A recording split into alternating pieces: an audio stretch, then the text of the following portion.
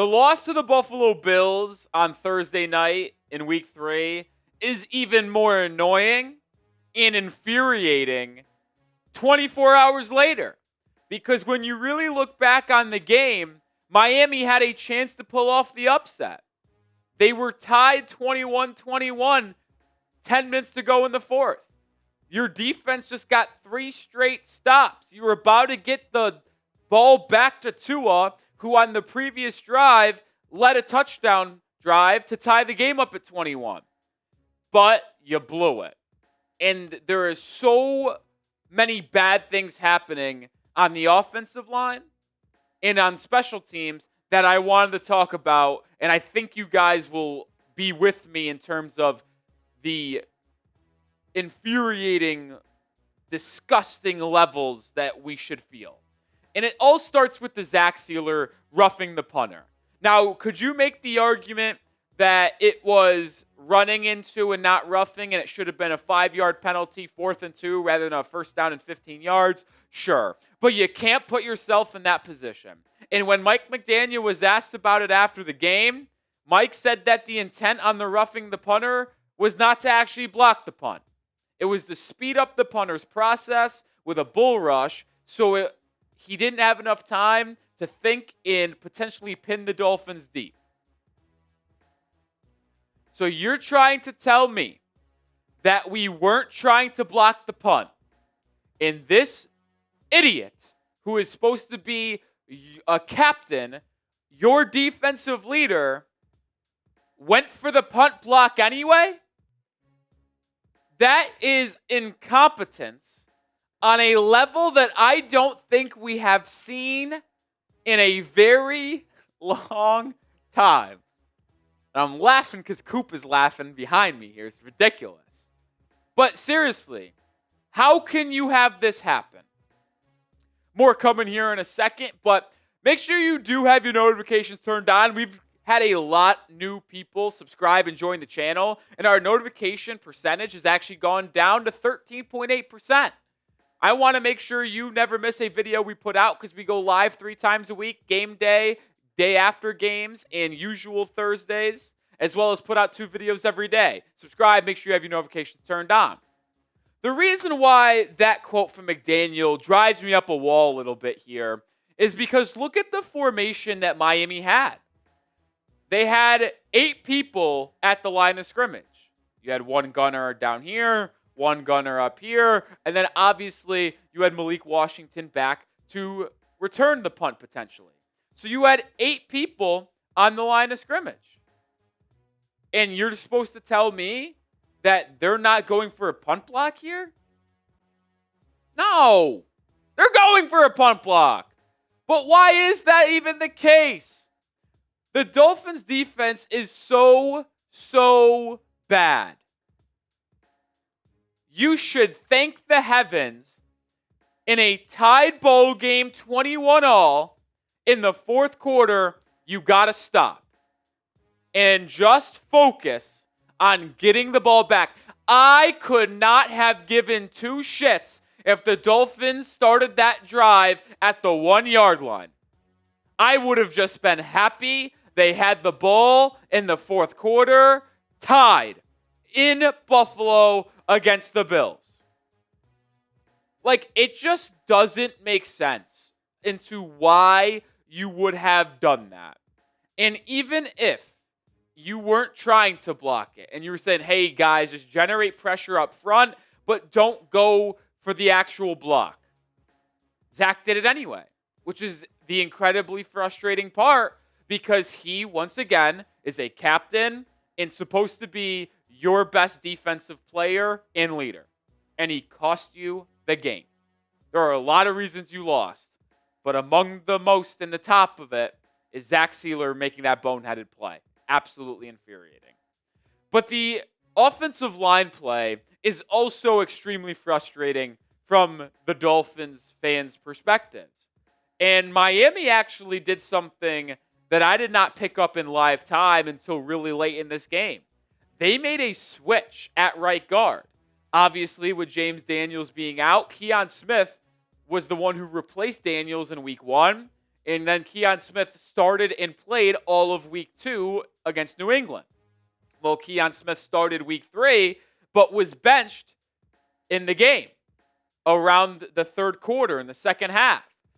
After 36 snaps, Kion Smith, plug pulled. They went with the veteran Daniel Brunskill at right guard, someone who has experience playing all 3 interior offensive line spots, left guard, center, and right guard.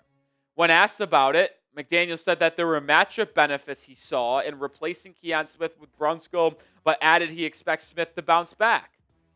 I mean, it was a bold decision, and we'll see how the two players graded out in this game, but it was hard for me to really justify replacing Kion Smith, considering I don't think the offensive line was having that bad of a game. And I don't think they're the reason Miami lost yesterday. And I didn't think they were the reason in week 2 either. I think the offensive line hasn't been great, but I don't think it's been absolutely horrific like we've seen other position groups. But I want to get your thoughts. How angry are you after the loss last night? I'm at an 11. Scale your anger level 1 to 10. Let me know. But here's how the right guard comparison ultimately played out. Smith, like we just mentioned, 36 snaps, Brunskill, 25. Now, Kion Smith's grades are terrible. They're horrible. 24.1 overall, 26.7 run block. But he was better in pass protection than Brunskill. No pressures. 1 penalty in the first half on an illegal man downfield. Meanwhile, Brunskill was graded out better in terms of run blocking and overall. But he did allow 2 pressures. He was not penalized. The point is, both of them are not good football players. And the fact that you're having to decide between Brunskill and Kion Smith in week 3 is not ideal. It just isn't. And it was clear that when Mike McDaniel says post-game that he was eyeing a matchup-driven switch, it was clearly because the Dolphins wanted to run the football much better in the third quarter and fourth quarter than they did mid-first half, early second half. And Brunskill was better in run blocking situations than Kion Smith, but Smith was better in pass blocking situations. And I wanted to highlight this because this is as bad as it gets from Daniel Brunskill. This is the play where Tua throws the interception. The ball was just snapped. The Dolphins had the ball at the 20-yard line. Want to notice something here?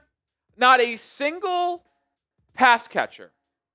Waddle, Connor, Tyreek, Malik Washington. None of them have crossed the line of scrimmage.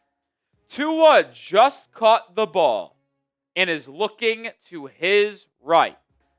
But take a look at right guard. Brunskill is already beat. Once again, the pass catchers for Miami did not even cross the line of scrimmage, and Daniel Brunskill already is beat. And it's not like he's getting beat like Jonah Savaiinaea did on a bull rush. No, it is a swim move. He's already past Brunskill. How is that possible? I'll also point out, if you watch the actual play in video back over, which we can't show due to copyright, just in case you were wondering, I think Daniel Brunskill might have thought this play was a run. Why do I ask that? Coop, show the photo again if we can one time. Because if you look across the offensive line, what is a common theme? Larry Borum is already about 3 yards back from the line of scrimmage. Aaron Brewer is about 2 yards back. Paul is about 2 yards back. Savaiinaea is 3 yards back. Where is Brunskill? He is a half a yard back, already at the line of scrimmage. I mean, I'm not getting a 3-point stance here, folks. But when the ball snapped, instead of a normal pass protection play where you take a quick step back to prepare for the pass rush, he goes forward like it's a run, like he's going out and meeting him. Why on earth, in a pass play, which is not a play action, a straight drop back snap, Why is Brunskill lunging forward? And him lunging forward caused him to absolutely get swiped and beat instantly by Deon Walker, the rookie behemoth of a man who ended up generating pressure on that throw and actually on replay might have got his hand on that Tua pass, slightly shifting its direction. Granted, it would not have mattered. It would have been jumped and intercepted anyway. But the point remains, what the hell is Daniel Brunskill doing? More coming here in a second, but this episode is brought to you by PrizePicks. You and I make decisions every single day. Well, the right decisions on PrizePicks can get you paid where it's good to be right. PrizePicks is so simple. You just pick more or less on 2 to 6 player stat projections. If you get your picks right, you could cash in. PrizePicks offers injury reboots. If one of your players leave the game in the first half and doesn't return, PrizePicks won't count it as a loss. I have an entry in for Week 3 this upcoming Sunday. More than Ramondre Stevenson, 40.5 rushing yards. That Steelers defense is bad, folks. And I'm going less than Ashton Jeanty, 13.5 receiving yards. Maybe I'm getting got here, but in the first 2 weeks of his career, 1 yard and 2 yards receiving respectively. I don't think he'll get 14. Pair that up with the max discount Patrick Mahomes half a passing yard, and you got yourself a 3-player entry. Take advantage of that max discount by downloading the app. Use code CLNS to get $50 in lineups after you play your first $5 lineup. That's code CLNS to get $50 in lineups after you play your first $5 lineup. PrizePicks. It's good to be right. I am not blaming the O-line for the game yesterday. And I want this to be clear because I've been very harsh on Brunskill, been very harsh on Kion Smith, and I'm going to be very harsh on Jonah Savaiinaea coming up here in just 1 second. They are not to blame for this game.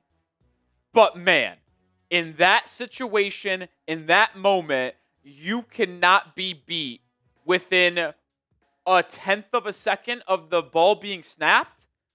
That is just impossible stuff. Cannot happen. And like I said last week in Week 2, the offensive line isn't to blame in that game. But when it mattered late in the final couple of plays in that fourth quarter, when the Dolphins were trying to drive and take the lead, the offensive line got beat by Milton Williams, beat by Harold Landry, beat by Christian Barmore. So it's like the O-line holds up for 3 quarters and a half, and then you get to the final 5-6 minutes of the game, and then they just get beat consistently and instantly. That's annoying. Let's transition over to Jonah Savaiinaea because he might be worse than Liam Eichenberg. I'm being serious. This guy is absolutely horrible in the first 3 weeks of the year. And I know a lot of people are going to come at me, and they already have on social media, about he's a rookie. You're expecting him to be an all-pro. No, I'm not. I'm just not expecting you to be the worst offensive lineman in football. And through 2 weeks of the regular season, he was the worst graded offensive lineman in the NFL. And I promise you what, folks, after his Week 3 performance, he'll still be dead last in the National Football League after the first 3 weeks. Guys, he had a pass blocking grade of 0.0 again. That's the second straight week. He allowed 5 charted pressures and was penalized on an illegal man downfield on a play where they got the ball to Julian Hill on 2nd and 12, where they actually picked up 13 in the first down. Excuse me. How do you have back-to-back weeks of a 0.0 pass blocking grade? I actually would love to have a conversation with Pro Football Focus on how they decide how grades are given out, because no matter how bad Jonah was, and he was bad, it does feel a little bit unrealistic to give someone a 0. Like, you'd have to lose every single pass block rep. I don't think he did that. I haven't watched every single play. I've watched some and most of the All-22 at this point, but I haven't watched every single offensive play. I don't think he got beat on every pass and drop back situation, but I just don't know how that's possible. And for it to happen in back-to-back weeks, it's bad. It is really, really bad. Are you nervous? Are you worried about Jonah Savaiinaea? Type Y for yes or type N for no. I mean, I think it would be naive to answer no. I had to be honest. You have to be concerned. And I said it last week. I'll say it again. Yes, it's only been 3 games of his career. And it's hard to judge him fully just on 3 games. But when he has been this bad on tape and this bad charted out by Pro Football Focus, you can't really feel positive feelings on Jonah Savaiinaea to this point. And I'll say this, at this point, I think Jonah is a below average run blocking offensive guard, and that's what he specialized in at Arizona when he split time at offensive tackle and guard. But man, his ability to block in pass situations has been so bad. You can't pull the plug this early because he is a starter and you don't really have a better option unless you wanted to go to former first-round pick Cole Strange. But goodness gracious, if this continues, I don't know how much longer we can trot him out there. I really, really don't. I might consider moving him back out to right tackle where he played a couple years at Arizona, especially if Austin Jackson continues to be on the injured list. You got to consider it. You have to. Because he can't handle the physicality and pure strength of some of these elite defensive linemen on the interior right now. Can't do it. All right, the final thing that drives me up a wall from last night's game, I tweeted out on Friday morning. Chop Robinson played just 22 snaps last night. The defense was on the field for 61 snaps, so he barely played a third of them. And I get it. I know he is dealing with a knee injury, and he was questionable for this game to begin with. But without a shadow of a doubt in my mind, Chop Robinson has been the biggest disappointment. You rank the biggest disappointments for the Dolphins season this year in the first 3 weeks where they're 0-3. Number 1 is Chop Robinson being a no-show. Number 2 is Jonah Savaiinaea being a bust. Number 3 is James Daniels and Austin Jackson getting hurt basically instantly as the season begins. And you could go on with the list on and on and on. But those are the 3. The top 3 without a question, in my opinion. I don't know if last half of the year was a fluke. I don't know if he's playing hurt. I don't know if it's not getting enough snaps because he really has not logged 50% of the snaps in any of the games. And if he has, it's been just about 50%. And I get it. They're trying to rotate him, Judon, Phillips, and Chubb to keep them fresh and healthy throughout the year. But man, can we see something from our second-year edge rusher who all of us thought was on the verge of being elite? I don't know, man. Disappointing. All right, that'll do it for today's episode. Appreciate everybody hanging out with us here on this episode. Subscribe if you have not already because we're going to continue to bring you daily content live 3 times a week as well. So if you want everything and anything on the Dolphins, subscribe today.